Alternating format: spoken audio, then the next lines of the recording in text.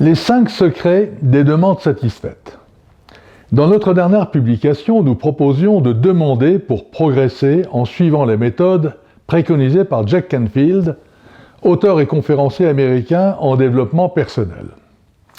Voici aujourd'hui comment il propose de s'y prendre concrètement. Premièrement, faites des demandes claires. Si vous êtes confus dans votre demande, il y a peu de chances que vous puissiez recevoir une réponse appropriée.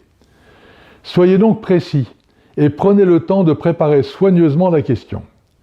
Utilisez les mots qui ont le meilleur impact en les choisissant avec acuité. Ne demandez pas comment est ma prestation, mais quelle est mon attitude face à mes clients? Pouvez-vous me dire de quelle façon je peux l'améliorer? Deuxièmement, demandez en toute confiance. Ceux qui posent des questions en toute confiance obtiennent plus que ceux qui sont hésitants ou incertains. Préparez-vous bien pour ne pas donner l'impression de ne pas savoir vraiment ce que vous voulez. Soyez prêt aussi à recevoir des réponses abruptes ou sévères, sans pour autant adopter une attitude défensive. Il est bon d'être mis au défi parfois. Après tout, vous ne posez pas vos questions pour qu'on vous flatte. Troisièmement, demandez avec insistance. Ne vous arrêtez pas au premier refus. Tous les prospecteurs le savent. Ils encaissent généralement 5 non avant un oui.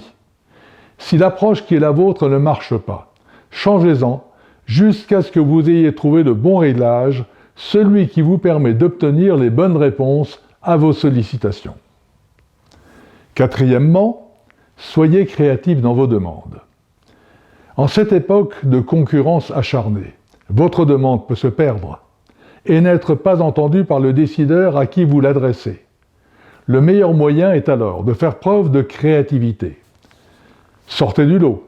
Donnez-vous une chance de voir votre demande aboutir en étant original afin de vous faire remarquer, en bien évidemment. Cinquièmement, soyez sincère dans votre demande. Lorsque vous avez vraiment besoin d'aide, les gens répondent généralement positivement.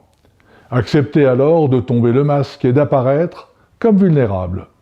Présentez votre demande les mains nues. Même si sa présentation n'est pas parfaite, restez simple.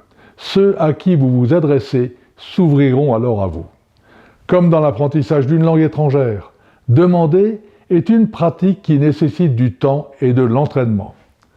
Mais les satisfactions et les enseignements que vous en retirerez valent la peine de faire l'effort de s'y astreindre. Comme l'exprimait déjà Claude Bernard, fondateur de la médecine expérimentale au XIXe siècle, c'est ce que nous pensons déjà connaître qui nous empêche souvent d'apprendre. À bientôt.